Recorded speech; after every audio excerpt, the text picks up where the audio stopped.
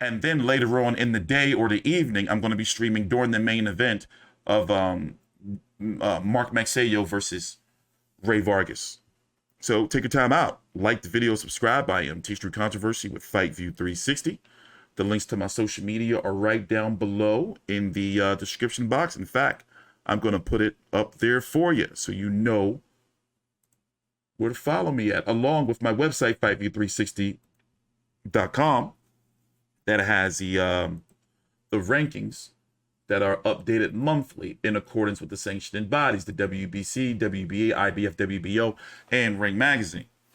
So, all right, on to the next card, which is not really too much information on there about, on the internet about right now, like as far as promotional material, but it's this Mark Magsayo, WBC champion at 126 pounds. Remember, he beat Gary Russell earlier this year. When was that? That was back in January. He beat Gary Russell via majority decision. Gary Russell had one arm. Somebody remind me, was it a bicep injury for Gary Russell or was it his shoulder? But, I don't think that Mark Magsayo can beat a healthy Gary Russell. And also, unfortunately for the Russell brothers, the Russell family, his father was at that fight, and he was talking about how it was difficult for him to train without his father leading the way. And at that time, his father had lost one of his limbs, and he was in a wheelchair. And now, unfortunately, the Russell brothers have lost their father. So, it's just a lot going on over there. Prayers are, and blessings to them and their family.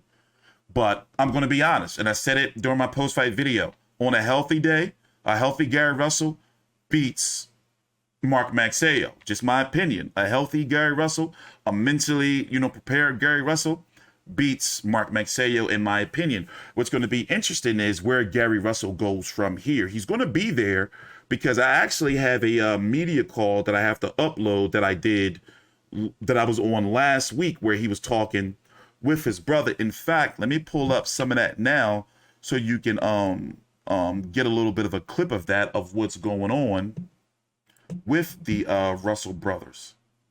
In fact, I put it on the YouTube page already. But yeah, this card's going to be on Showtime this weekend. I'm not exactly sure what the start time is. I don't even have it listed on here. Here, let me go to the PBC website. Here, this is what we're going to do. I'm going to let you listen to a little bit of the Russell brothers talk about what happened. A shipment has arrived. That's virtual press conference. And I'm going to look up this clip here. Hold on 1 minute. Let's listen to the Gary Russell brothers for a minute. I'll be right back. Take your time out. Like the video, subscribe.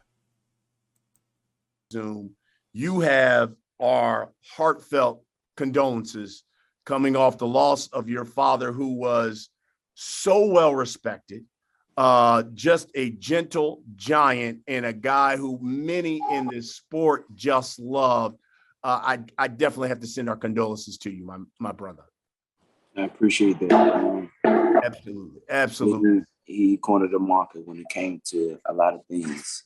Not just as a coach, not just as a parent, but as a friend, a leader, a teacher, and so forth and so forth.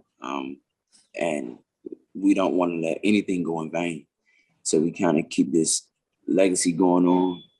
He knew what he was doing when he built this machinery of the Russell family, the Russell legacy. The longest reigning WBC champion in history. 2008 Olympian, I'm an Olympian. Had former other Olympians, etc. And that was all off of raw strength, raw IQ that he even picked up along the way. And he gave us a cerebral type of insight on not just the world, but boxing. And we're going to take it and run with it at this point. We always been. We just got to keep the torch going. Let me follow up on that, Antuanne, because I remember we had your last fight in February on Showtime.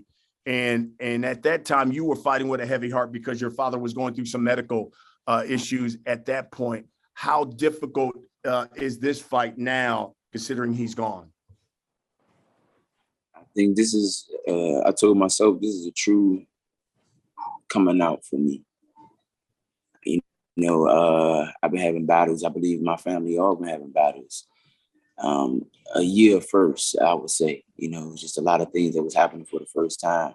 We dealt with a lot of family issues, as families usually do, you know, but like I said, it was a lot of things that was the first time we dealt with things. We lost a brother in our immediate, you know, it was a while since we lost one of the immediate brothers.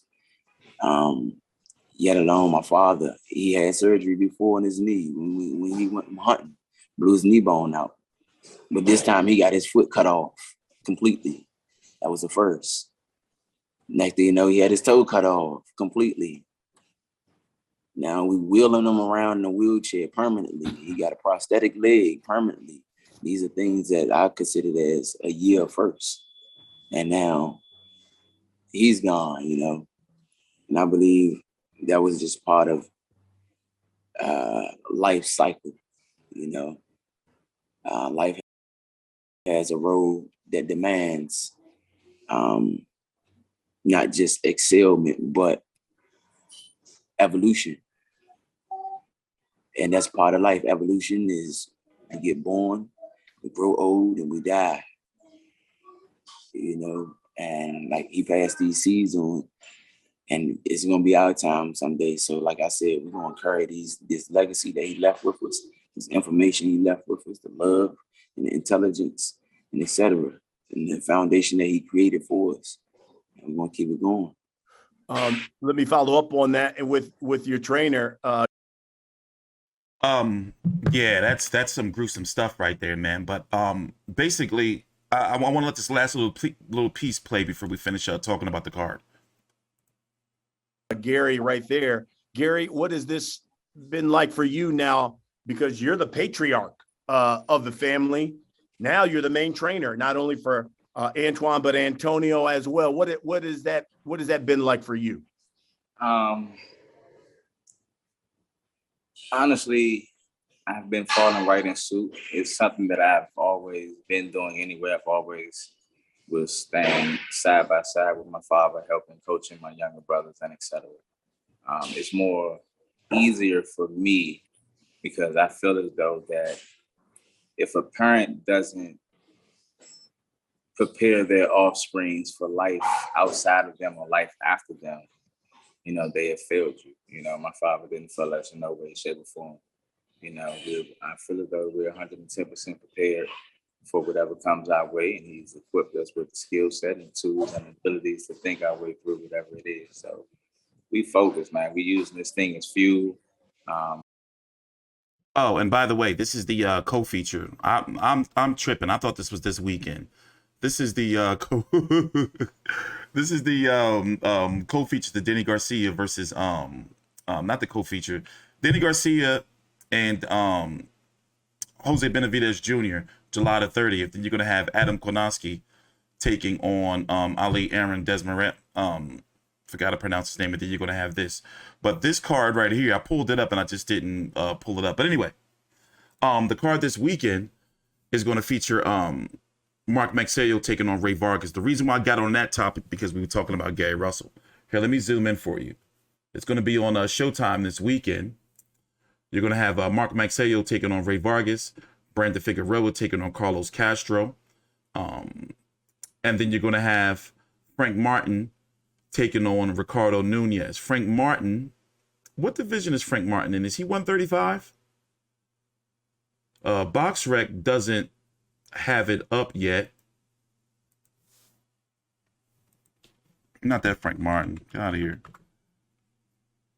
BoxRec doesn't have it up yet. 15-0 with 11 KOs.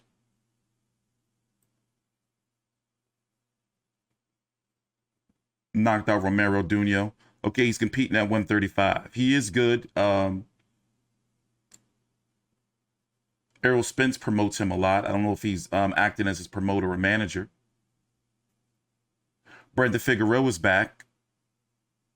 Hopefully, since we're probably not going to see Stephen Fulton taking on MJ Marjan Akhmadaliev, who broke his hand in numerous places, may be out for a while. Maybe we can get Stephen Fulton versus Brandon Figueroa too to close that chapter. Maybe we can get that later on this year. Rey Vargas, we haven't seen him. 35-0, 22 KOs. He fought last year. What card was this? This was Canelo Plant, wasn't it? Yeah, that was Canelo Plant. That was his first fight back since 2019. Remember, he had that motorcycle accident, right? Broke his leg.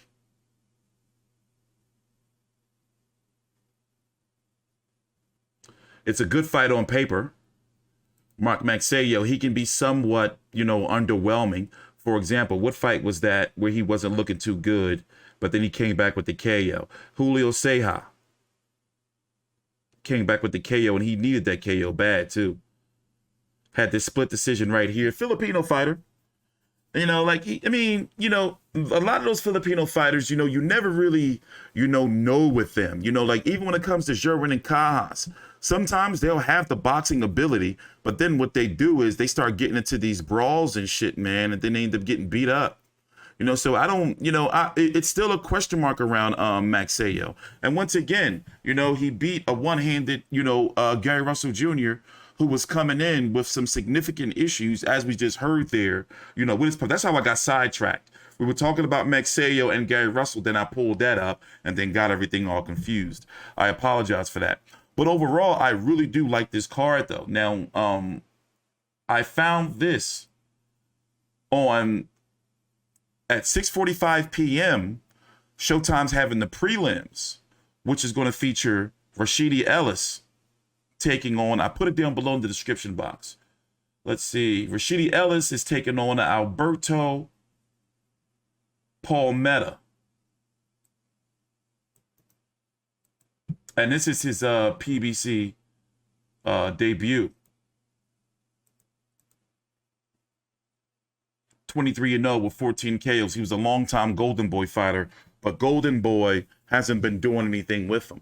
And a lot of people have been, saying for some time that Golden Boy has issues with black fighters, like promoting them.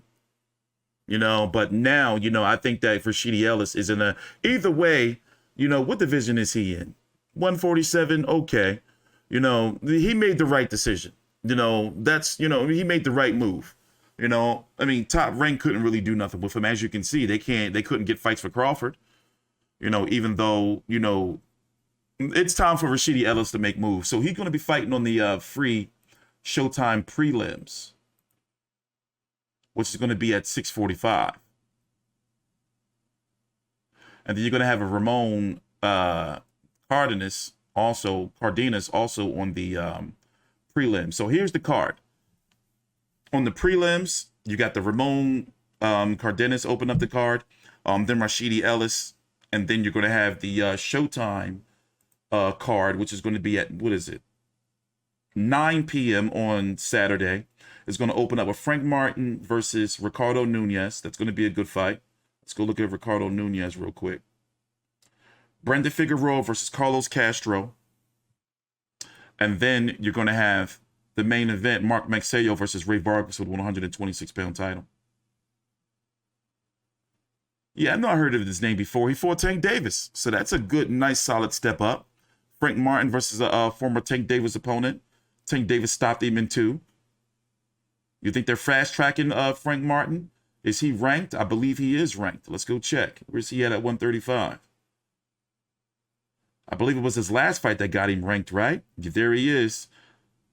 Number 14 by the WBA. He's not ranked by the WBC or the IBF.